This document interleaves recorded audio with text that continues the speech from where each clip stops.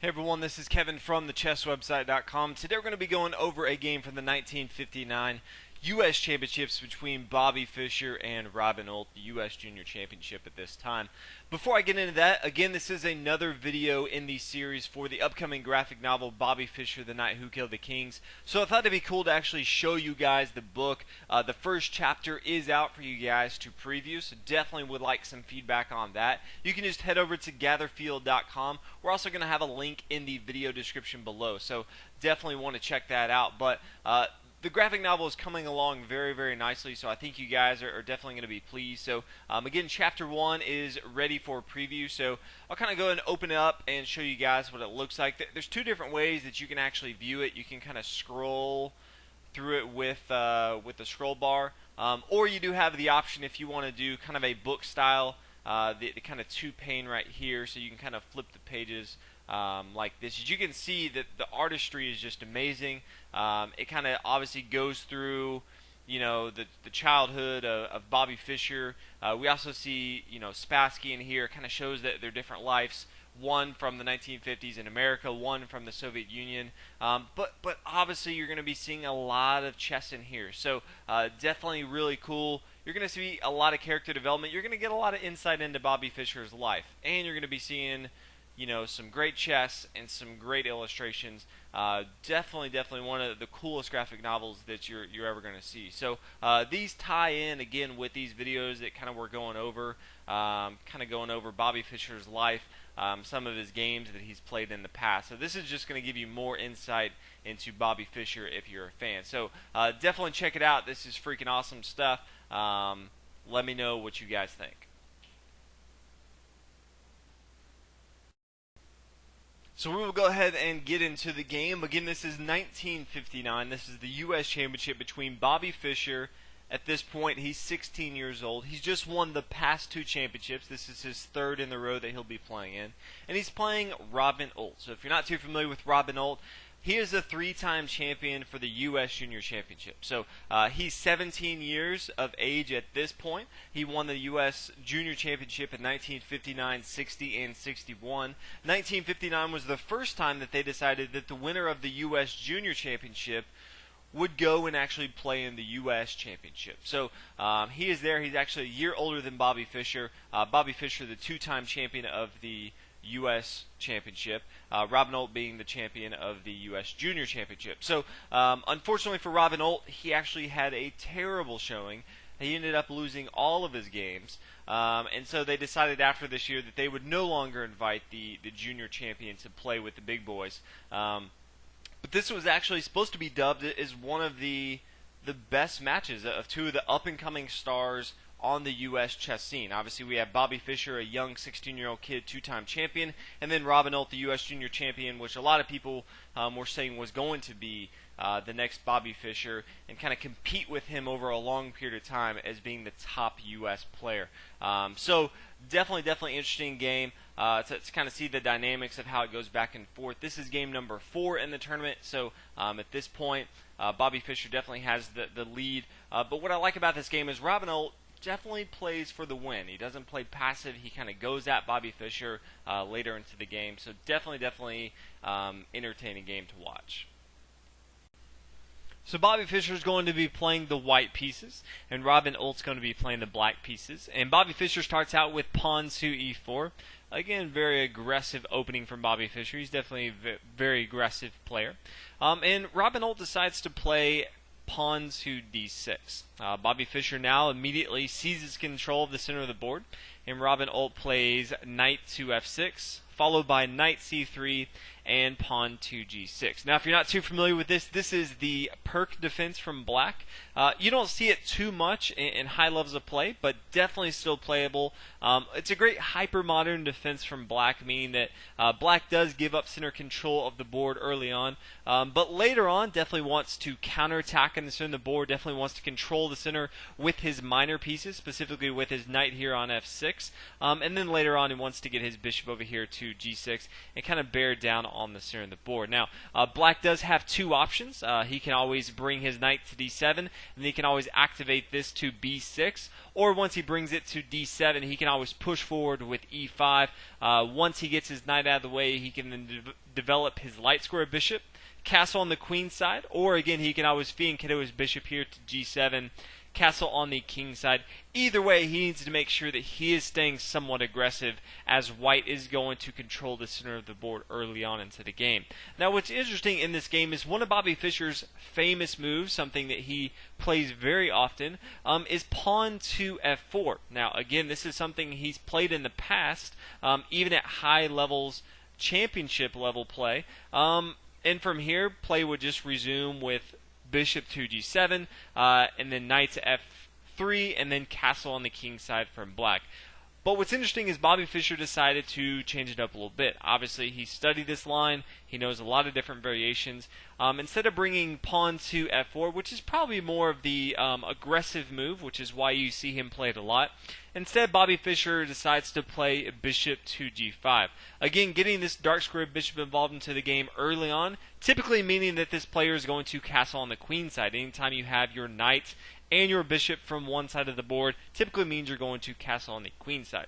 Now what we can see already, we can probably see a lot of fireworks. Typically in the perk defense, black's going to castle on the king side, although again, as we talked about, he does have the option to castle on the queen side.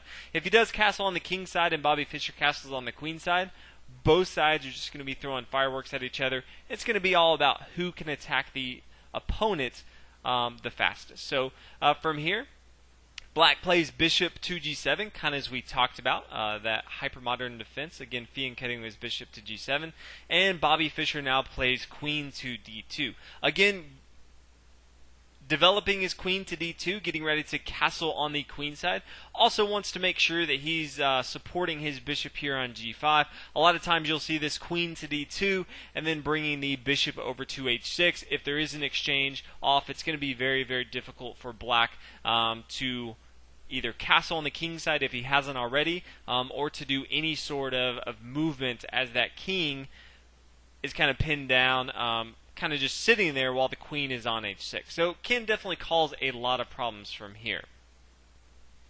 From here, Ault plays knight to d7. Very, very common move. Again, this is getting ready to bring his pawn down to c5. Later on into the game, he can always play pawn to e5. Definitely a great support here, trying to control these dark squares in the center of the board. Again, remember, trying to control the center with his minor pieces early on, and then he is going to counterattack in the center of the board. Now, white's going to castle on the queen side, as we talked about before. Now he can continue his development, getting his other knight involved into the game, getting his light square bishop involved into the game. Going to be very, very easy for Bobby Fischer to develop. Now from here, black plays pawn to e5. And this is actually a mistake simply because it's much, much stronger just to play pawn to c5. Yes, you definitely later on want to be pushing forward pawn to e5.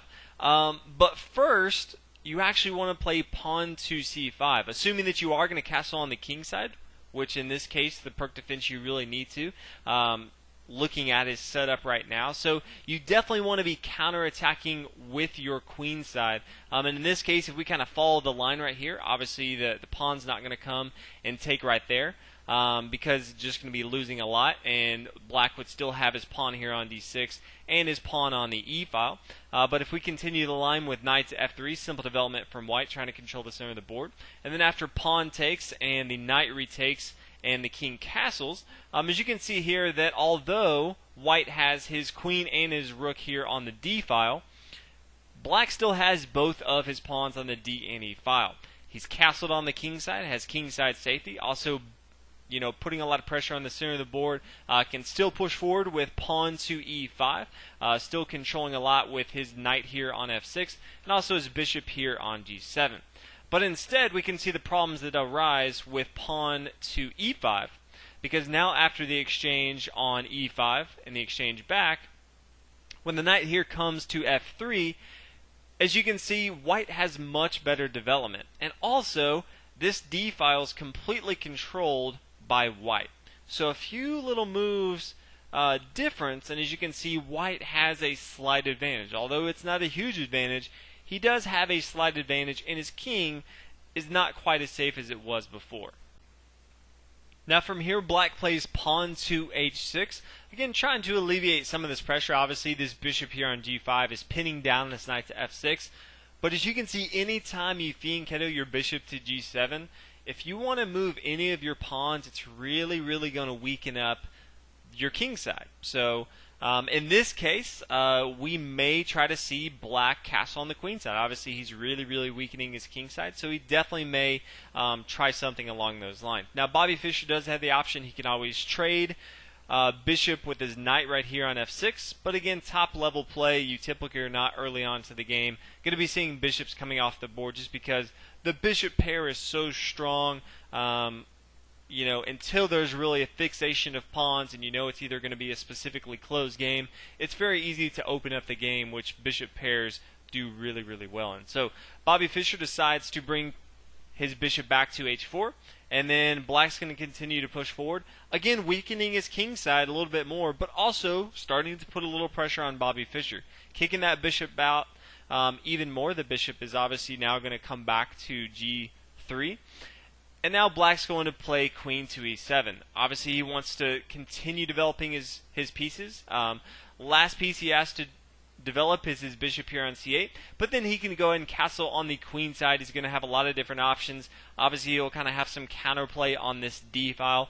So things are definitely looking good for black in this situation.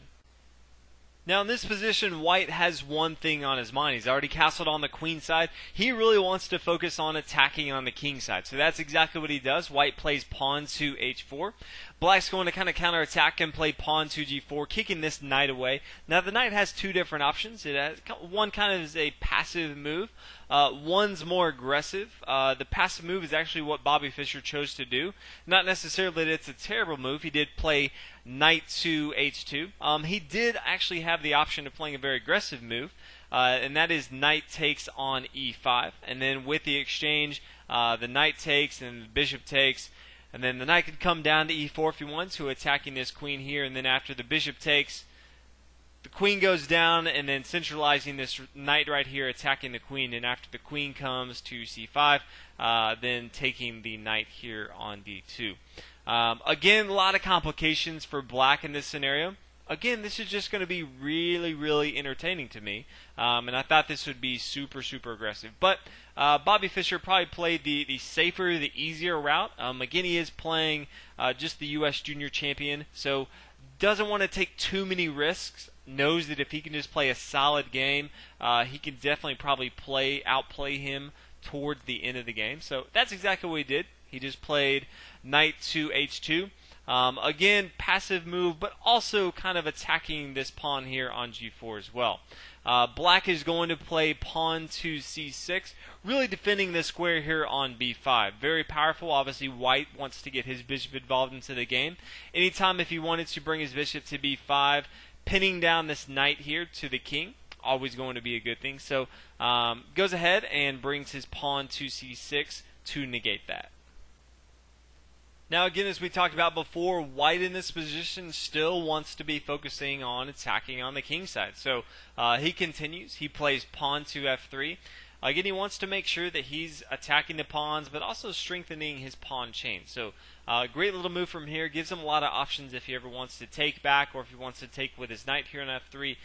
Definitely has a lot of options. From here, black's going to solidify as well. Going to play pawn to h5. And then white's going to bring his king over to b1.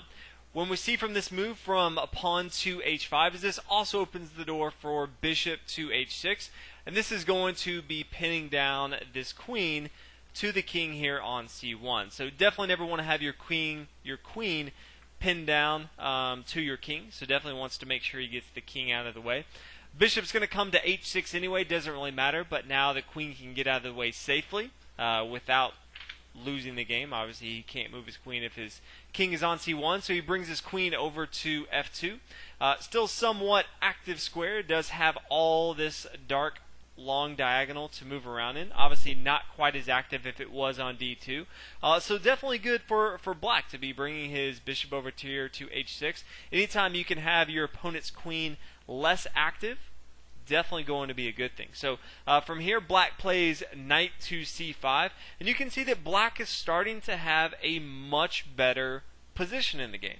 If you actually run this through different engines, kind of looking at the position, trying to think about what both sides should do and kind of see who's better, this is about equal. So black has definitely managed, even though he does have a weak king side, he's either going to have to castle on the king side and go completely kamikaze, or he's going to castle on the queen side and just really try to win the king side battle over here. But as you can see, he's definitely done a much better job of counterattacking in the center of the board. He does have much more active knights in the center of the board. Obviously, Bobby Fischer has a knight over here on h2. The knight here on c3 is nicely placed, obviously controlling the center of the board. But as you can tell, both sides only have one of their bishops developed, and this bishop right here on g3 isn't doing a whole lot, just attacking this pawn here on e5. So black, even though he has a lot of pressure up against him, playing the two-time champion, and having lost the first few games of this tournament, definitely playing pretty well, especially 15 moves into the game. Now from here, Bobby Fischer plays bishop to e2. I think it probably would have been a little bit better if he just played bishop to d3 right away. But instead he plays bishop to e2. And now black's going to play pawn to b5. Now this, even though it's kind of a subtle move, obviously he's trying to attack on the queen side for white, this is a very important move, because this signifies that it is all-out war on the chessboard, because black can no longer safely castle on the queen side. So black is either going to castle on the king side and going to go kamikaze, or he's just not going to castle at all and just hope and pray that Bobby Fischer does not crush his king in the center of the board. So when I was kind of analyzing this game and kind of looking at stuff, definitely exciting to see a move like pawn to b5, because this pretty much says black is not playing for a draw, definitely playing aggressive, because the queen side is no longer safe for a king to castle on. So definitely interesting. From here, white's going to play bishop to d3. Good thing about this, he does now have a little bit more support with his pawn here on e4. Definitely controls this long white diagonal right here, and also now has all of his pieces developed. So you always want to be developing your pieces towards the center of the board. You always want to have your rooks connected on the back rank, and you want to have your king castled on one side or the other. So Bobby Fischer has done that. Black, on the other hand, definitely needs to develop his light square bishop, and then definitely needs to castle, in this particular case, on the king side. So black's going to play rook to b8. Again, he is, as we talked about, trying to counterattack on the queen side of the board. Obviously, he sees that Bobby Fischer is attacking on the king side, so he's going to go ahead and attack on the queen side. Bobby Fischer now plays knight to e2, and black's going to play knight to a4. Again, really starting to put a lot of pressure, in this case putting a lot of pressure on the b2 pawn. And now Bobby Fischer plays knight to c1. Now, this is one of the more questioning moves that I have from Bobby Fischer in the game. Definitely one of the most passive squares that this knight can come to here on c1. Doesn't have a whole lot of threats that he's protecting with his knight here on c1. And as you'll see, this knight really doesn't move for the rest of the game. So not necessarily the best place for it, but Bobby Fischer plays knight to c1. And then black's going to castle on the king side, which means there's going to be fireworks for the rest of the game. Now white plays pawn takes on g4. So now that Bobby Fischer knows that black has castled on the king side, he can now direct all of his attention to attacking the king side and trying to checkmate the black king as fast as possible, because as we can see, all of the lines of defense are going to start trying to get knocked down by Fischer one after another. Now after black retakes here on g4, black has a slight advantage in the game. Now, even though white has a safer king on the queen side here, black actually has much more active pieces. Obviously, this knight here on h2 is not very active. The knight here on c1 is not very active. Although it is slight, black does have the advantage in the game. Unfortunately for Robin Ault, he saw the light at the end of the tunnel.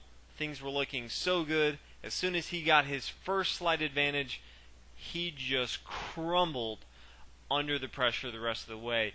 It's actually definitely kind of hard to watch the collapse there. So feel free to enjoy the rest of it. Bobby Fischer just destroys all the mistakes that Robin Ault has the rest of the game. But from here, Bobby Fischer plays pawn to h5. And then Robin Ault's going to play knight takes on h5. Definitely I would have liked to see from here. He could have always, instead of taking with his knight, he could have just brought his bishop here to g5. Felt like this would have been a little safer move because what we'll see after the knight takes on h5, then we do have the discovered attack with the knight coming here to f1. Obviously he's attacking here. Definitely wants to bring this knight involved into the game, get it to e3. Has a nice little outpost here on f5 for his knight with this pawn here from e4. So nice little move.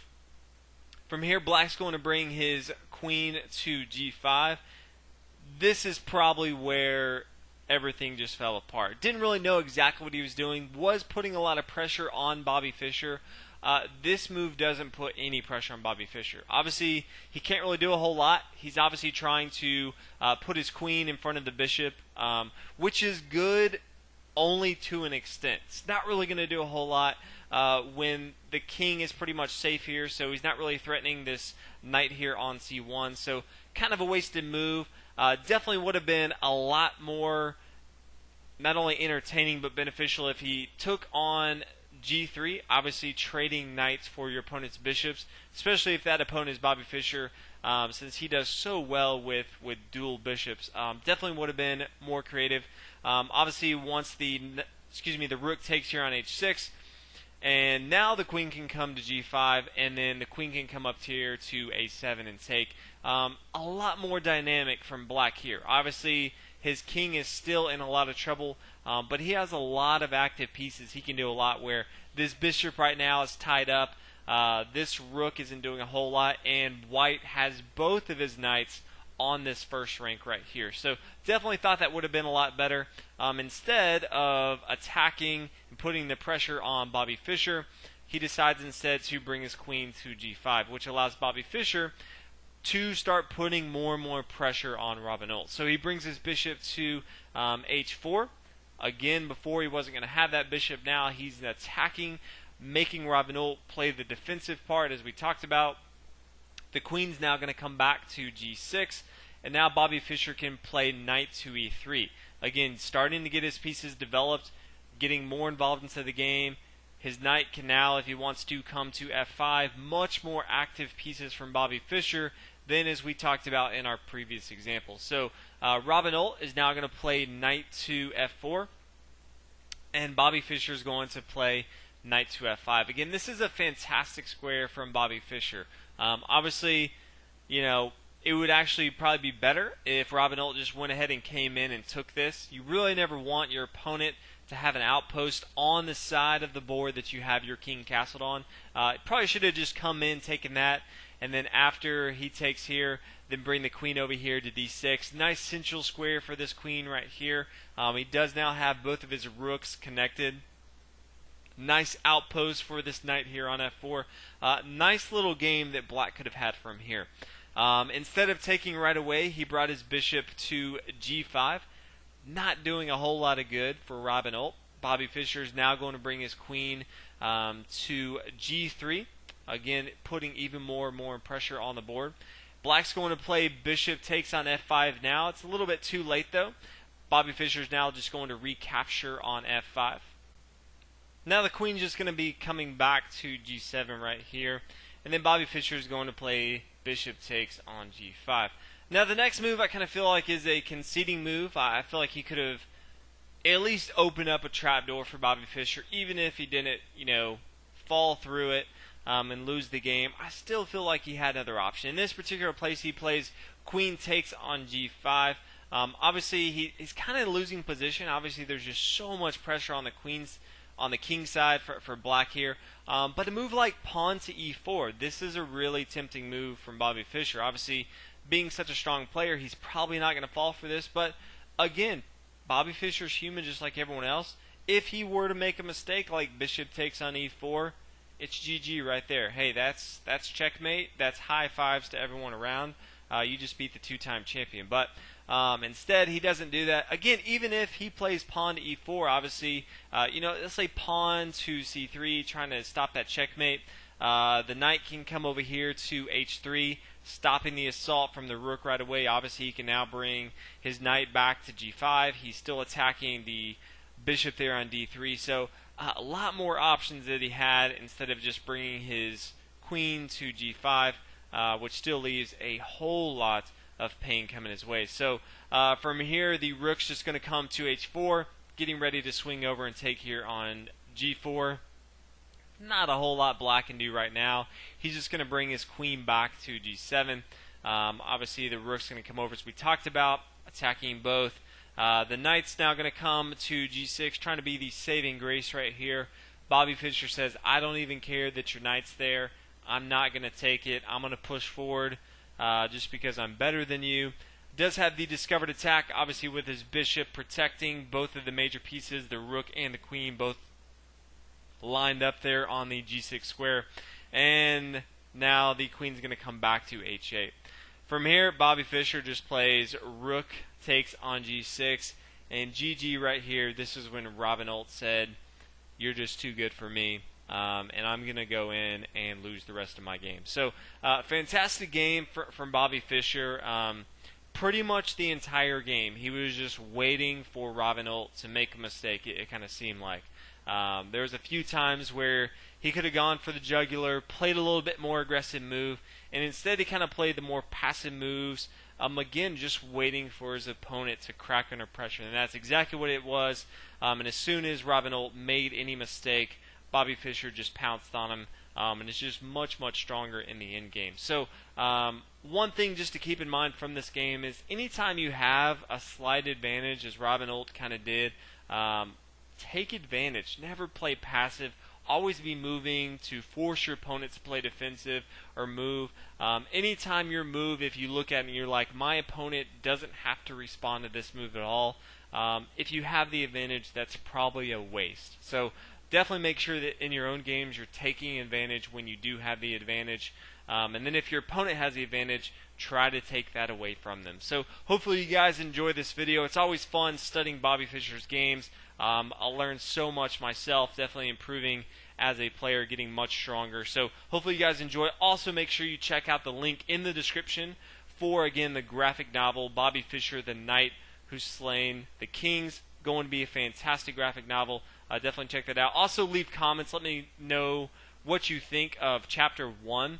Let me know how you think it's progressing. And I will see you guys in the next video. Thanks for watching.